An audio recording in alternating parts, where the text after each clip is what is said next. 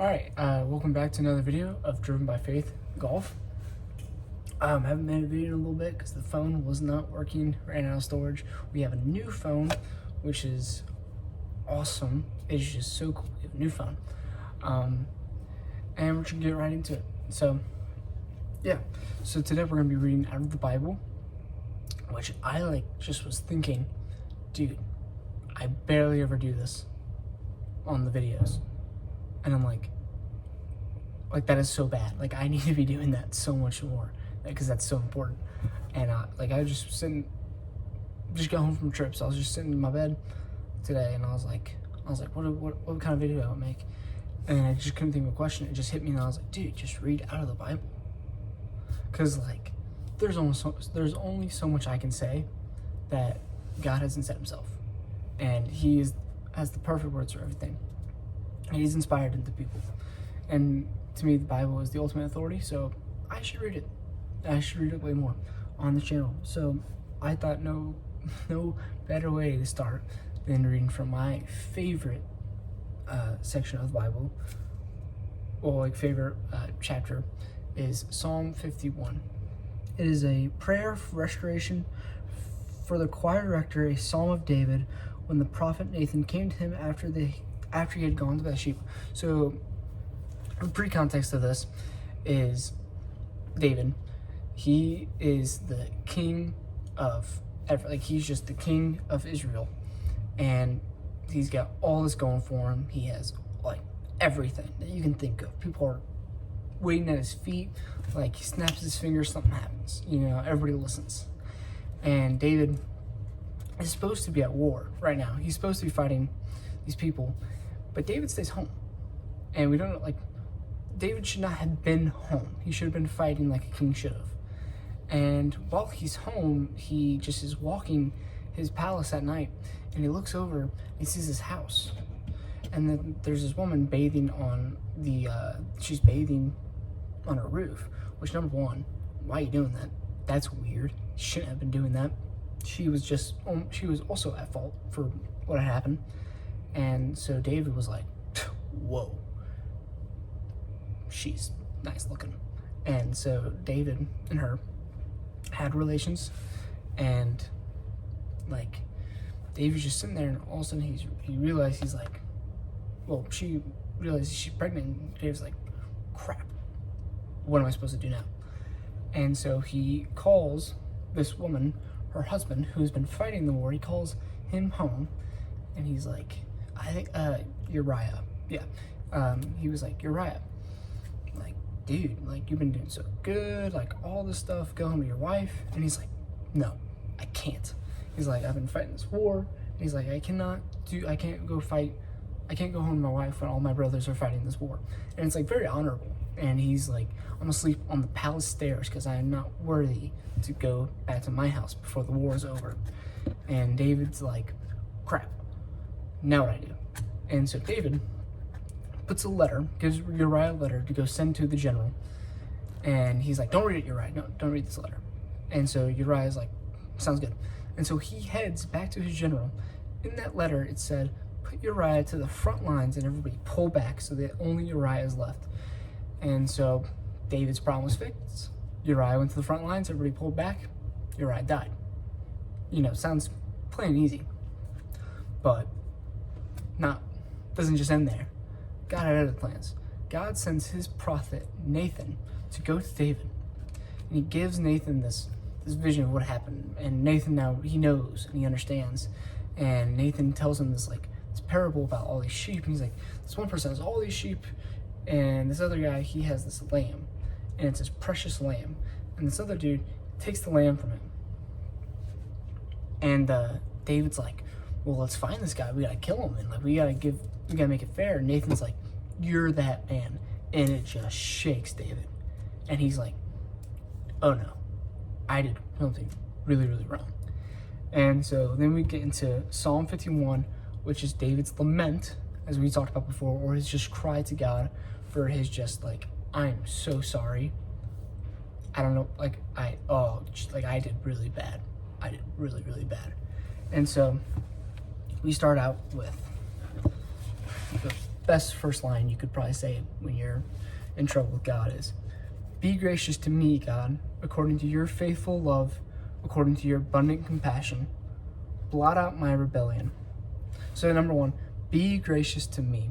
He comes in with this very low, ooh, I did really bad. I need to be super reverent. Be gracious to me. Give me mercy because I don't deserve it. Oh no.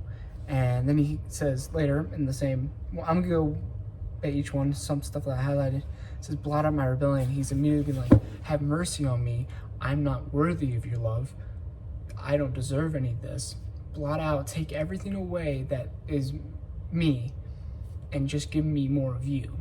I'm a sinner. Take that away from me. Take everything that is bad. Take it away from me. I don't want it. It's not my goal. Take out my rebellion against you. And he goes in and says, completely wash away my guilt and cleanse me from my sin. And he's like, take this burden away from me because I'm so sorry. I'm so distressed that I just need to get this out, and I have done this wrong against you, and I need your forgiveness. So again, he's already sitting in this just very humble stance of I did wrong and only you can fix it. And so then he says, for I am conscious of my rebellion and my sin is always before me. Then we go into 4, against you alone I have sinned and done this evil in your sight. So you are right when you pass sentence, you are blameless when you judge. So he says, for I am conscious of my rebellion and my sin is always before me. He's talking about that that guilt of he knows he's done wrong, and he's sitting with that every day, and he's just in his mind, he's like, oh dude, I did something wrong. Dude, I don't know if God's gonna forgive me for this. I did something really, really wrong. And he's sitting with that every day. Every moment, he's geez, look what I did wrong. And then 4 is against you and you alone I have sinned and done this evil in your sight. You are blameless when you judge, all of it. So he's saying, I have sinned in your sight. This is evil. What you say is evil. I have done this. And so he's he's confirming his authority that he has given. He's confirming the authority of God. He's being you are God, I am not. I have realized that you have called this evil and I've done it. And so you are not in the wrong when you pass judgment on me because I did this wrong in your eyes. So again, that's kind of a humble stance, but he's just being you are God, you are the creator of the universe, and you said what is good and bad, and I chose to ignore that, and I did the evil thing. So then into 5, indeed I was guilty when I was born. I was sinful when my mother conceived me. And he's saying all his life he has been the sinful man. He's done all these bad things. And I'll talk about it as it goes into the next verses, but basically he's just been look at me, I am so awful. I'm so bad. I'm just not worthy. I'm so sinful. It says, surely you desire integrity in the inner self, and you teach me wisdom deep within. Purify me with hyssop, and I will be clean. Wash me, and I will be whiter than snow. And I think this is the part where you realize this is why David was called the man after God's own heart, because he's saying, he's asking for this forgiveness again. So he kind of put this in the sections of woe is me, look what I have done, I'm so awful. And now we're going to the part where he's please forgive me, wash me with only the power that you can. It says, surely you desire integrity in yourself. He's saying, I know that this is what you want, and I understand this, and I'm going to go try to live this out daily within my new self. Yes, I've done this wrong, but I'm going to become new in your promises, in your love. And he says, now purify me with hyssop, I will be clean. Wash me and I will be whiter than snow. And that's so much stuff with hyssop that I learned about that is cool. Whiter than snow, clean. So he's saying just totally take everything out. Take all the parts that is me away. Fill me with you. Fill me with your love. And then he goes into 8 and 9. Let me hear joy and gladness. Let the bones you have crushed rejoice. Turn your face away from my sins and blot out all my guilt. And again, this is just David asking for forgiveness, and he's so distraught by what has happened. He's turn your face away from my evil deeds and just Like, I implore you, God, to take me back. And then we get into this amazing part, 10 through 13. God, create a clean heart for me and renew a steadfast spirit within me. Do not banish me from your presence or take your Holy Spirit away from me. Restore the joy of your salvation to me and sustain me by giving me a willing spirit. Then I will teach the rebellious your ways and sinners will return to you. Boom.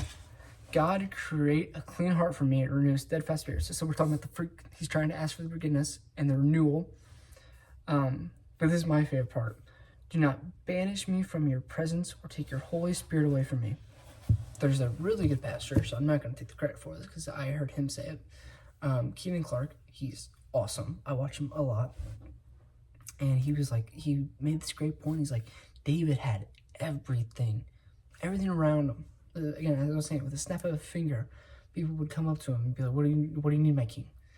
And the first thing he was worried about was, do not banish me from your presence or take your Holy Spirit away from me. He was like, you can have everything else, but don't leave me.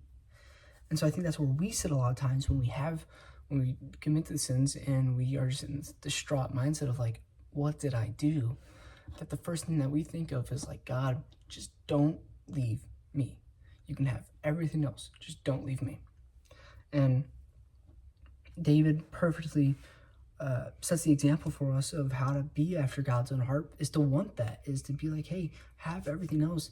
Take the money, take the power, take the fame, take the people, whatever you want, take it. Because if I have you, that is all I need. That is all I'll ever need.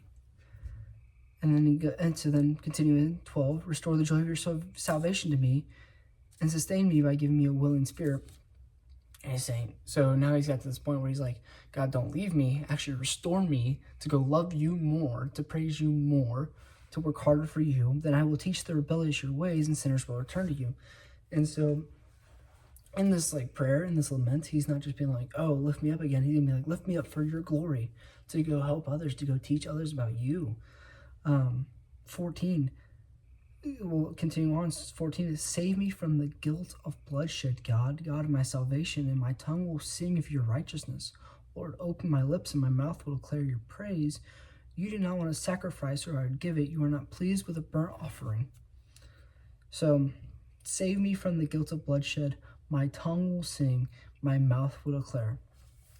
And he's like, basically what he's saying here is, you've done all this stuff, and I'm just going to sing praises to you because you are so worthy of it. Like, look at what you've done for me. You're a he's like, you're saving me from this, and I'm going to sing praises to you because of it, because you are so worthy of it. I am not. And 16 was really good. You do not want a sacrifice, or I would give it. You are not pleased with a burnt offering. The sacrifice pleasing to God is a broken spirit. You will not despise a broken and humble heart. I think people get that so confused sometimes, is when they do mess up and they're like, man, I can't go to God now because, like, look what I did. And he's like, no, don't do that. Come to God then. Come to God at that moment, because that's when he wants you. He's like, you don't have to clean yourself up for me. Come now. Like, come be with me now. No, we will work that. We will work that out. And David speaks on that. He's like, if I could just have this checklist of things I could do to give to you, I would do that. But you don't want that. You just want me. And sometimes that's harder. I would actually say most of the time that's harder, is to just be willing to be like, hey, in my brokenness and the parts where I'm so vulnerable, that's the times that I turn to you. But then I think that is when our true, genuine faith comes out and shows that whether we really want to live by this or not. And that's hard, because not every time we do that, and you might get called a hypocrite for it, stuff like that. But I think it's still worth doing, because you're not looking for the approval of others, you're looking for the approval of God. And so if you know that you are really trying to look for God's heart, that's all that matters. Because that's all that matters to him, is that you are trying to strive for him, not for others. And then to finish it off, 18 through 19, in your good pleasure, cause Zion to prosper, build the walls of Jerusalem, then you will delight in righteous sacrifices, whole burnt offerings, then bulls will be offered on your altar. And so he just finishes up, and he's like praying for all the people, and all this other good stuff to happen, and he's like, we will praise you, and all of it. And so, anyways, I think that perfectly resembles is how we can kind of move on from our sin, and how when we flaw, We can still look back and be like, God, I need you now. I need you to just like forgive me and sanctify me closer to you. Let me try to be more like you, and let me be less like me. Because without you, I am nothing, but with you, I have everything I ever need. And so I think David is a perfect example of just how to, like, even when you're failing, to still love God in that. Because David, like, in all honesty, dude did some pretty bad stuff, like, through and through. He also did some really good stuff, but the dude just did some really bad stuff. But he was named the man after God's own heart for a reason, and that's because no matter what, in the end, he was always like, I'm searching for the Lord and the Lord first. I think that's the headspace we all need to be in at times, is that we're searching for the Lord and the Lord first. Again, we will fail at that because that's how it is, but you gotta try, because that's what's important. And the important part is when we love God and we try to get that and we strive for that, we are sanctified and we become closer like Jesus than farther apart. All right, so that was the video. I hope you guys like it. Not much updates. Hope the new phone, I don't know if the quality's better. I don't know. I like it. I think it's cool. So